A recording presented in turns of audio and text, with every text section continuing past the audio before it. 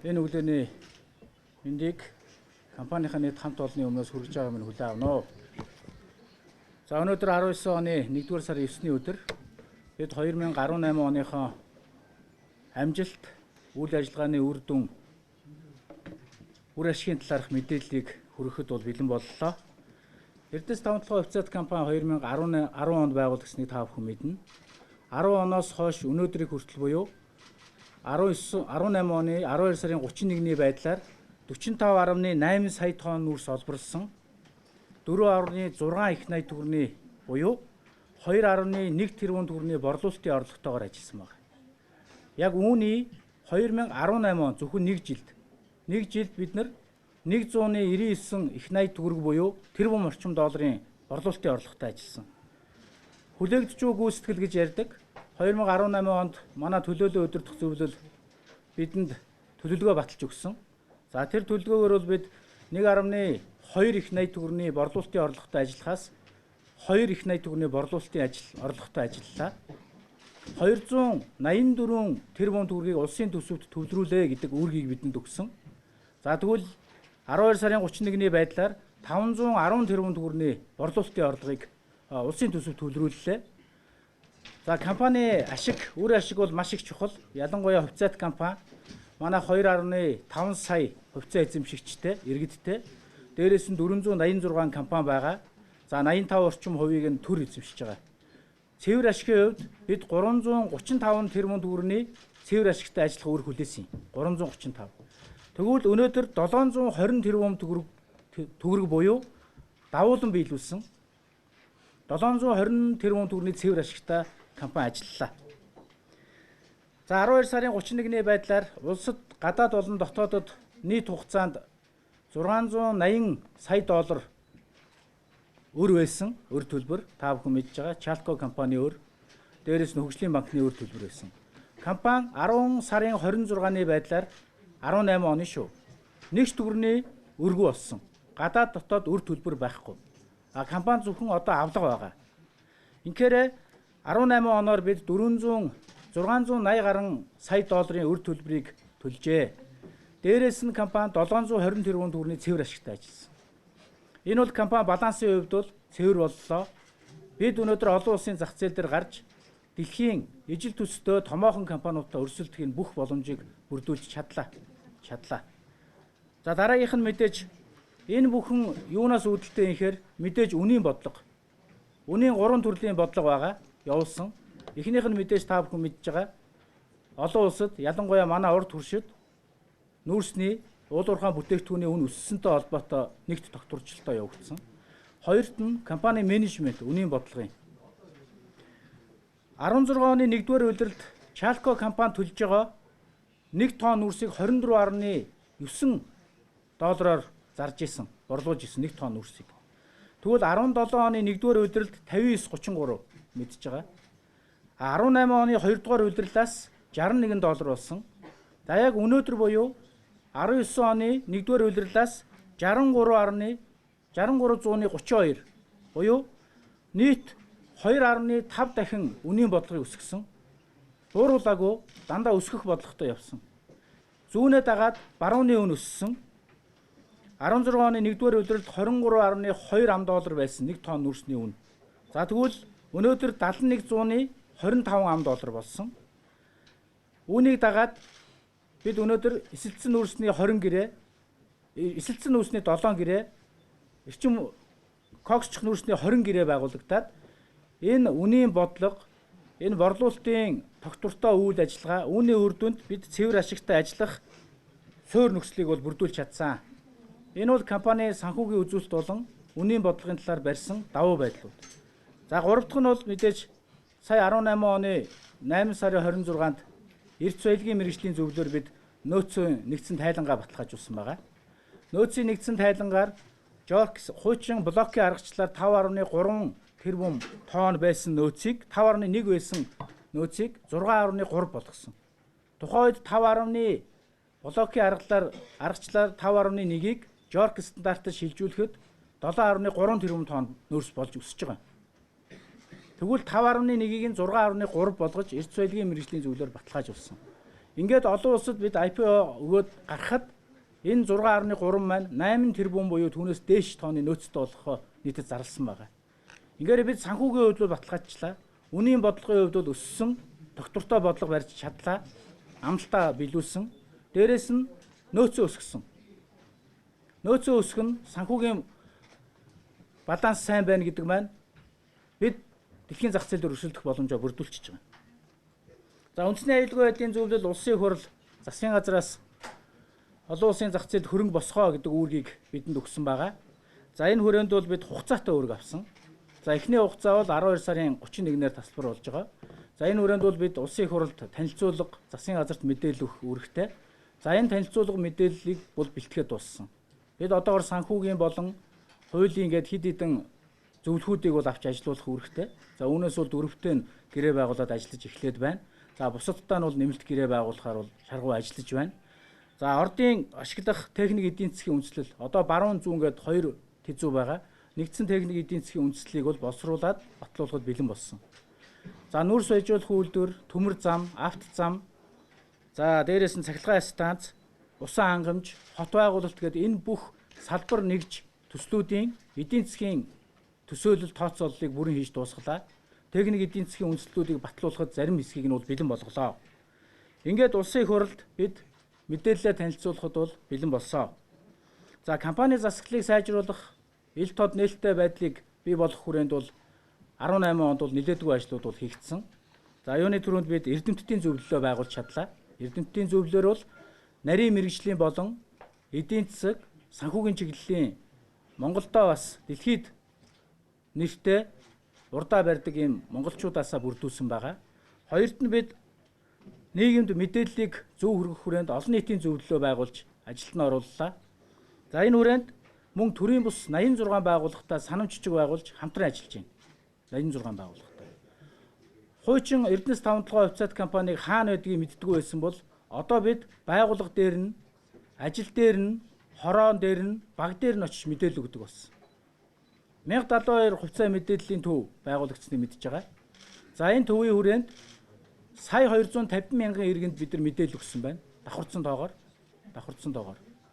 Дээрээс нь 500 гаруй мянган иргэнийг хувьцааны нэрийн дансаа нээх боломж нөхцөлийг бүрдүүлсэн. 1072 хувьцаа мэдээллийн төв байгуулагдсанаас хойш 500 гаруй мянган иргэн дансаа нээлгсэн. За 18 онд ажилчин уурхачтынхаа нийгмийн асуудалд бол томоохон анхаарал хандуулсан жил болсон. Ажилтныхаа цалин 21% нэмэгдүүлсэн. Хөдөлмөр аюулгүй байдал бол манай компанид тэргүүн зорилт байдаг. Хөдөлмөр аюулгүй байдлынхаа нэмэгдлийг 30%-аар, шөнийн нэмэгдлийг 50%-аар тус өсгсөн. Урамшууллын болон цалингийн сангаа бид бас өсгсөн. Мөн хүүхэд асарж буй эхчүүдтэй сар бүр тэтгэмж олгодог болголоо гэд нийгмийн асуудал дээр бол томоохон ахиц гаргасан. Ажилчдаа урам зориг өгсөн. Цаашид ажиллах нөхцөлийг нь бүрдүүлсэн ийм алхмуудыг хийсэн. Одоо бид техник эдийн засгийн үндэслэлийн хүрээнд бизнес төлөвлөгөөг шинжилнэ. Ингээ бизнес төлөвлөгөөнд бас ажилчдын нийгмийн асуудлыг бодитоор бол тусгаж ажиллана. За нийгмийн хариуцлагын хүрээнд бол 5 сард Өмнөговь аймагтай хамтран ажиллах гэрээ байгуулсан байдаг. Ер нь бол төрийн өмчт компаниудаас анх удаа 40 гаруй тэрбум төгрөгийн үзүүлэлт бүхий гэрээ байгуулсан үзүүлэлт амжилт болсон.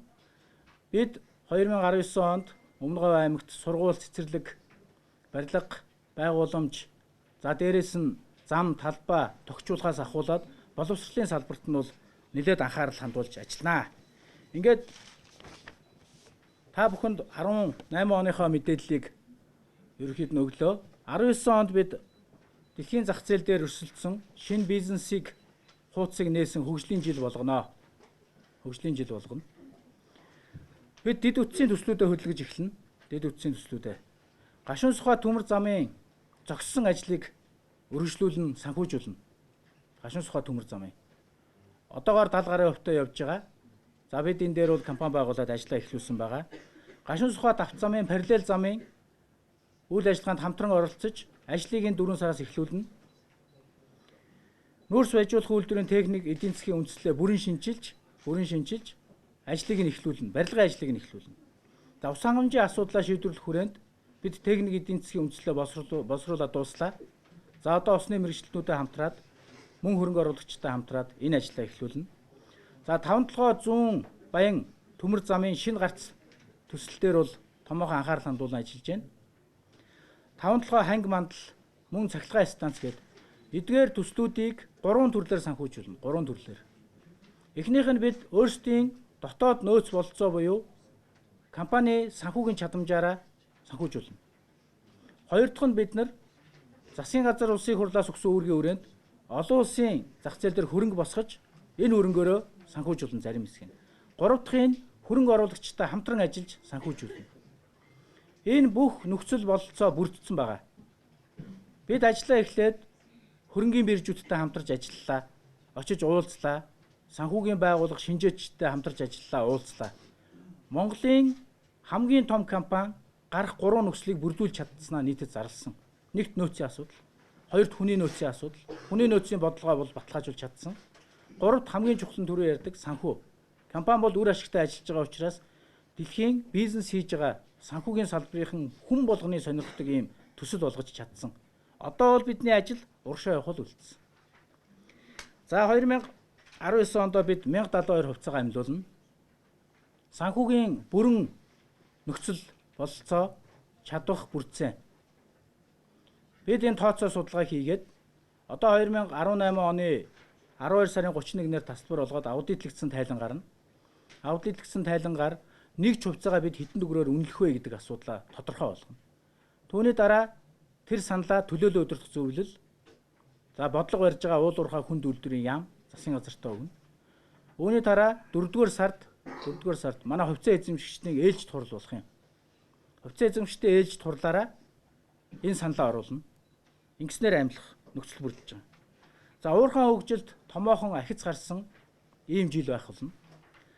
Орчин үеийн офис, ажилчдын хотхон, конвейерийн систем, ногоон байгууламж, ногоон хэрэм, шинэ суурьшлийн бүс буюу 100 мянган хүнтэй хот байгуулах энэ суурьшлийн бүслийн эхлэлийг тавина.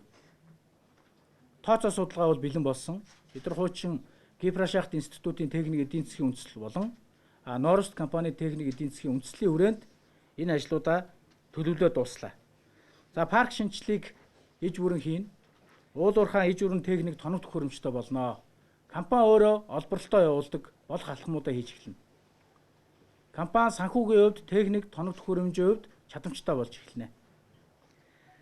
Эцэст нь Улаанбаатар хотыг утаа энэ дээр компани нийгмийн хариуцлагын хүрээнд бол ажиллаж байгаа. 5-7 ордоос хамгийн сайн чанарын нүүрсийг тээвэрлж Улаанбаатар хотод авчирч сайжруулсан түлш болгож олгоно. 2019 оны 5 дугаар сараас түүхийн нүүрс оруулахгүй. Тэгвэл 5 дугаар сараас Эрдэнэс 5 хувьцаат компани нийгмийн хариуцлагын хүрээнд 5 түлш компанитайгаа хамтраад Улаанбаатарыг сайжруулсан нүүрсээр хангана. Улаанбаатарын утаа 50 буюу түүнээс дээш хуваар буурна. Би яагаад энийг итгэлтэй хэлж байгаа юм гэхээр энэ бол 5-7 гэдэг том ордыг өвөг дээдсээс минь үлдээсэн. Энэ ордод байгаа бүтээгдэхүүн буюу нүүрсний чанар нь өөрөө тийм. Үнслэг багтай, килокалори өндөртэй, шаталт өндөртэй гэсэн үг. Дээрээс нь янз бүрийн түүхийн нүүрснээс болон бусад нүүрсээр гардаг химийн хорт хавдар үүсгэдэг юм бодис багтай. Дээрээс нь утаа багтай. Өөрөлдгөнд бүрэн шаталттай гэсэн үг. Бусад багнуур налаахын нүүрс бол нэг 27-оос 41%, 38% үнсчлэлтэй байдаг бол манайх 7-оос 11. Одоо энэ авчиж байгаа мэдлийн бол 7% үнсчлэлтэй. Тэгэхээр үнс үлдэхгүй байх чинь бүрэн шатна гэсэн үг. Бүрэн шатна гэдэг чинь үүнийгээ дагаад утаа багсна. Эрүүл мэндэд ч гэсэн ашигтай. Энэ ажлыг бид нийгмийн хариуцлагын хүрээнд хийн. Мөн 2020 онд Монгол улсад зохион байгуулах Азийн хүүхдийн наадам энийг ивент итгэж хамтран ажиллахаар болсон. Ингээд бид нийгмийн асуудал цаашлах юм бол боловсрол, соёл бүхий л асуудалд 2019 онд ахиц гаргасан ийм жил байна. Ингээд олон улсад гарсан нийгмийн хариуцлага хэрэгжүүлсэн, төслүүдэд хөтлөгсөн 1072 хувьцаагаа амьлуулсан ийм жил биднийг угтаж байна. Ингээд та бүхэнд анхаарал тавьсанд баярлалаа. Бирж бол арилжих асуудал байгаа. Амьлах бол компани цэвэр ашигтай ажилласан. Цэвэр ашигаас өнөөдөр хувьцаат компани байж байгаа. 2,511 мянган иргэн манай хувьцааг эзэмшдэг. Энэ иргэдтэй ногдол ашиг өгөх асуудал эргэж байна. Тэгэхээр энэ цэвэр ашигаас тухайн 2 сая 511 мянган иргэн маань 14.5% эзэмшдэг. Тэгэхээр 100% гээ бодохоор энэ аргачлал байгаа л да нэг хувьцаанд хэдэн төгрөг ногдох вэ гэдэг. Одоо 700-аас 1072 хувьцаатай иргэд байж байгаа. Тэгэхээр нэг хувьцааны үн гарна. Тэрэндээ тохирсон ногдлол ашиг авах тухай асуудлыг ярих юм. IPO ногдлол ашиг хоёр ч эдийн засгийн хувьд бас эсрэг ойлголт шүү дээ. Энийг одоо зэрэгцүүлж юм гэсэн үг. Эсрэг ойлголт бол биш. Энэ чинь нэг ойлголт. Хөрөнгө оруулалт шаардлагагүй гэдэг компани. Хөрөнгө санхүүгийн хувьд бол 12 сарын 31-нд тасалбар болгоод бид татвар хураамж болон цэвэр ашигынхаа мэдээллийг өгж штэ. За одоо ингээ аудитлэгдсэн тайлан гарна. Аудитлэгдсэн тайлан гараад бид нар энэ жил ямар төслүүдтэй хит хитэн хувиар хөрөнгө оруулахын гэдэг мэдээллүүд маань баталгаажаад сая төлөөлөл өдөртөх зөвлөлөөр 12 сарын 27-нд батлагдсан байна. Энэ хөрөнгө оруулалтын хэдэн өн байх юм? За шууд ногдол ашигт нь буюу цэвэр ашигын хэмжээнд нь хэд байх юм гэдгийг одоо энэ аудитлэгдсэн тайлан үүний дараа манай төлөөлөл өдөртөх зөвлөл шийднэ. Ингээд нэгжийн үнэлгээ тодорхой болоод үүний дараа хувьцаа эзэмшигчдийн хурлаар өгөх асуудлыг ярина. Энэ давхар компани хувьцаат компанийнхаа үүргийг биелүүлж байгаа. Дээрээс нь компани үр ашигтай ажиллаад төсөл хөтөлбөрүүдэд санхүүжүүлэх бүрэн боломжтой болсон учраас энэ хүрээндээ санал болгоод олон улсын зах зээл дээр бусад төслүүдэд санхүүжүүлэх хөрөнгийг босгож байгаа. Бүгдийг биш, зарим хэсгийг. Хувьцаа тараахаас өмнө ногдлол ашиг тараахгүй үн гэсэн үг үү? Хувьцаа тараах биш ээ. Хувьцаа гаргахаас өмнө. Ер нь бол тийм санхүүгийн нөхцөл бүрдчлээ гэж ойлгож байна тийм. Энэ засгийн газраас нэг хувьцааны бодлогын байдлаар 933 төгрөг юм. Тэгэхээр одоо энэ жил өөрчлөлт юм. Тэгэхээр энэ жил танах ашигтай энэ жил тараасан бол ер нь нэг хувьцаанд хэдгээр оногдох бай. Иргэжлийн таам гэдэг юм юу гэдэг нэг хувьцаанд одоо хэдгээр тэмцэх гэсэн үг. Тэгээ хоёр дахь асуудал шууд асууж юу гэдэг тэр одоо энэ төсөө хөрөнгөөр хайруулах хийсэн энэ гоо тавануудаа бол эцэг зүйлээр төр буцааж авч байгаа. За салхитын гасхтын мөнгө нөө. Тэгээд танаа компани одоо тавталгаа лицензийн жишээлбэл програмтай үеүүд хамгийн ашиг шинжтэйгийн тэр санжимын ерхий сайт байхдаа хувийн компани зөвлөж гэсэн. Тэгээд танаа компани энэ төрөш явж бодлогоор энэ үлдсэн тэр хувиа буцааж авч өөртөө төрөө өмчт авах юм бодлого байна. Компани 8 лиценз тэгээд 5.1 тэрбум тонн. За Жорк стандартаар шилжүүлвэл 7.3 тэрбум тонны нөөцтэй буюу хангалттай нөөцтэй нэгт. Хоёрт нь тэр энержи ресурсыг ярьж байгаа шиг байна. Хамгийн ашигтай, хамгийн одоо өрөм хэсэг бол биш. Тэгээд тухайн үед бол ямар шийдвэр гарсныг бид нар мэдэхгүй. Бид бол өөрийнх нь 8 лицензийн хүрээнд, өөрсдийнхөө нөөцийн хүрээнд бүрэн ашиглах, үр ашигыг бий болгох, төслүүтэй үр ашигтай ажиллах, ашиг бий болгож иргэдэд ногдол ашиг, төрдөө ногдол ашиг өгөх, цаашлах юм бол төслүүдээс олсон ашигын ашигаас бас давхар өгөх ийм бизнесийн зарчмаараа явж байгаа учраас наад асуулт чинь би бол сайн хариулж мэдэхгүй байна. Нэг хувьцааны ногдол ашигыг асуусан шүү дээ. Ер нь одоо энийг тооцоололоор төсөөллөөр бол хилдэггүй. Энэ жилийн тухай Одоо санхүүгийн жил хаагдсан. Одоо ингээ аудитлэгдсэн тайлан эхэлж байгаа. Аудитоор орж тайлан баталгаажна. За баталгаажсны дараа яг цэвэр ашиг нь 720 юм уу, 719.1 юм уу, эсвэл 721 хэд юм уу гэд маш наривчсан тоо гардаг. Та өөрөө санхүү мэдж байгаа учраас. Энэ тооны дараа нэг хувьцаа яг хэдэн төгрөг байх уу гэдэг баталгаатай тоог яг аргачлаараа олон улсын стандарт байдаг. Энэ бол тогтсон. Энэ аргачлаараа бодоол гаргах юм байна. Тэгээс би одоо урьдчилаад нэг хэдэн төгрөг гээ хэлэхээр энэ зохисгүй үйл болчихно л даа.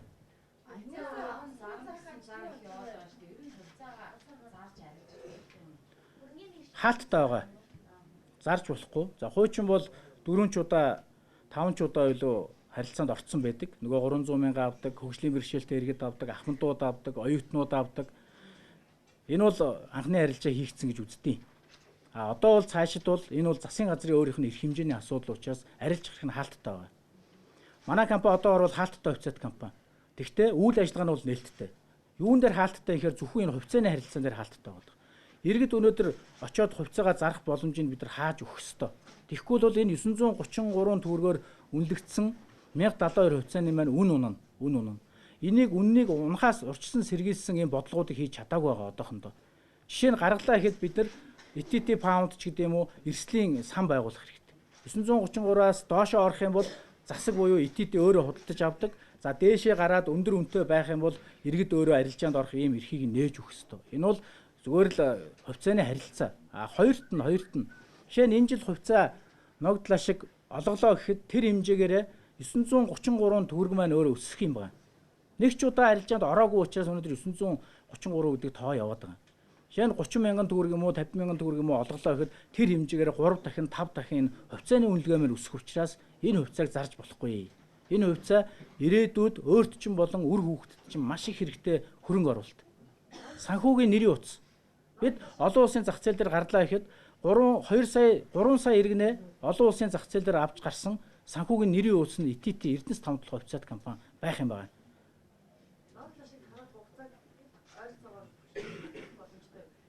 4 сард манай хувьцаа эзэмшдэг хурал болно. Хувьцаа эзэмшдийн хурлаар эцэслэн шийднэ. Тэгээд шийдээд тэрний дараа зохион байгуулалтын юм уу бид одоо санхүүгийн зохицуулахаараа бусад мэргэжлийн байгууллагуудтай хамтраад хийнэ. 500 гаруй мянган иргэн зөвхөн 2019 оны 18 оны 5 сараас хойш бүртгүүлсэн байдаг. 12 сарын 31-ний хүртэх хугацаанд 500 мянган иргэн. Тэгэхээр сая 700 мянган хүн дансаа нээлгээгүй байсан гэж бодохоор одоо нэг сая 300 орчим мянга байгаа мó гаруй мянган байгаа. Ямар ч дансаа нээлтээр ийм асуудал байгаа даа. Жишээлбэл брокер дилерийн компани орон нутагт хүрч ажиллаж чадахгүй шүү дээ. Зөвхөн Улаанбаатар. Тэгэхээр орон нутгийн иргэд яах вэ? Заавал Улаанбаатар дэрх эсвэл онлайн үйлчилгээгээ та нар одоо чимжүүлж гэнэ гадаадд байгаа иргэд яаж дансаа нээлгэх вэ? За эхнийх нь бол бид бол яг данс нээдэг байгууллага биш, брокер дилерийн компаниуд байж байгаа. Тэр 63 компани байдсан байлээ. Энэ компаниудаар дамжуулаад тухайн компани нь зарим аймагт нээж байгаа юм байлээ, заримд нь бол нээж хүрээгүй юм байлээ. Энэ бол тухайн зохион байгуулалтын асуудал байх. Данс нээхийн учир ач холбогдлыг бол бид маш сайн тайлбарлаж нийгэмд ойлгуулж байгаа. Хуучин 2016 онд бид ирэхэд мэдээлэл байхгүй байсан. Одоо өнөөдөр бол мэдээлэлгүй хүн байхгүй болсон эсэргээрээ. Тэгэхээр бид бол хүргэж чадсан. За хоёрт нь гадаад байгаа иргэд дансаа нээлгэхэд бол итгэмжлээр нээлгэж болох юм байлээ. Энийг бол би мэдэж байна.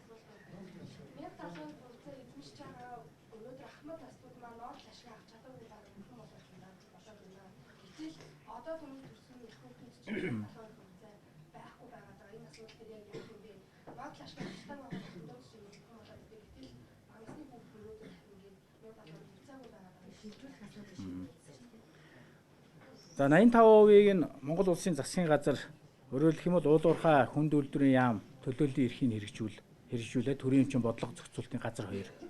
Ингээд энэ дээр 85%-ийг нь эзэмшиж байгаа эрх бүхий этгээдүүд шийдвэрлэх ёстой буюу засгийн газрын эрх хэмжээний асуудал. Энэ хуулиараа ямар байдлаар шийдэх үү гэдэг нь. Тухайн үед бол гаргасан түүнээс хойш боломжуудыг нь бол арилжаад янз бүрийн байдлаар хийсэн боловч одоо энэ иргэд дээр нэмэлт хувьцаа гаргах, дээрээс нэмэлт хувьцааг олгоогүй хүмүүстэй яаж олгох, тасалбар олгосондоо яаж олох асуудал бол засгийн газрын журмаар зохицуулах учраас эрх мэдлэн засгийн газарт байгаа. За төрийн бас байгууллагууд төрөл бүрийн санаачлаг гаргаа явж байгаа юм билээ. Бид нартэй ч гэсэн санал солилцоо явж байгаа. Тэр тухайн тасалбар олгосноос хойш төрсэн хүүхдүүдэд олгох тухайн асуудал ярьж байгаа юм байлээ.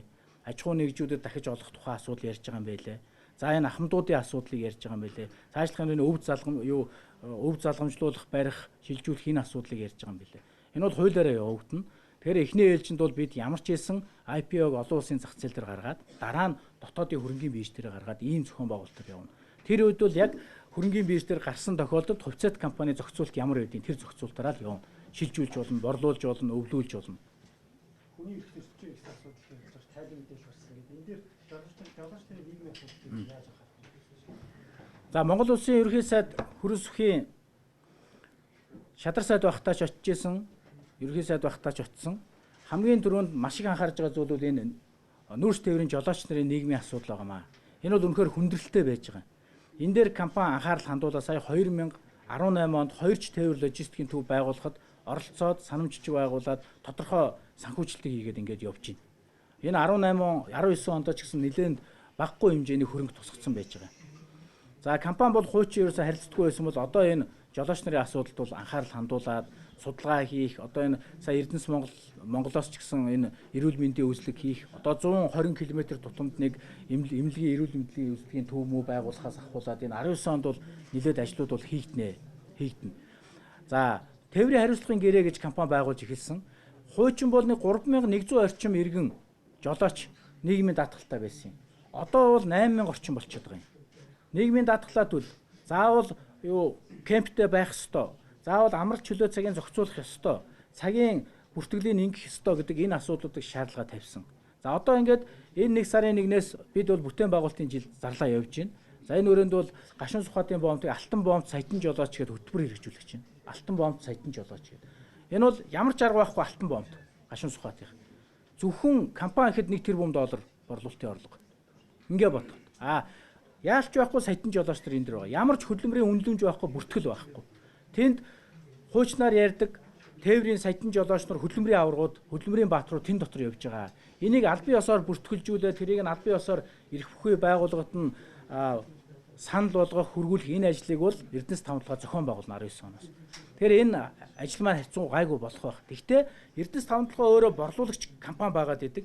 Дунд нь худалдаа авагч компани, тээврийн компаниуд идэг. Бид бүгд яг нэг уялдаатай ажиллахгүй бол тэр дотор бүх жолооч болгонд хүрж ажиллаж чадахгүй байгаа. Тэгэхээр энэ бүх төвчний хамтын ажиллагааг бол бид хийхийн тулд нийт 700 мянган тонн шахмал түлш үйлдвэрлэх юм байгаа.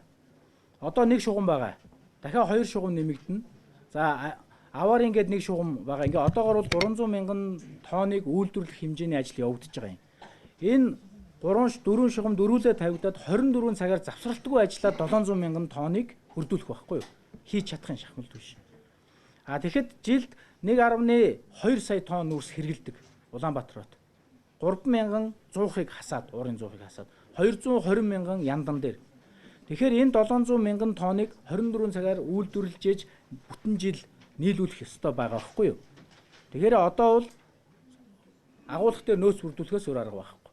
5 сарын 15-наас хойш түүгийн нүрс оруулахаа болон зөвхөн шахмал түлш нийлүүлэх ёстой. Тэгэхэд бол бид нар бол нөөцөө хангалттай аавна.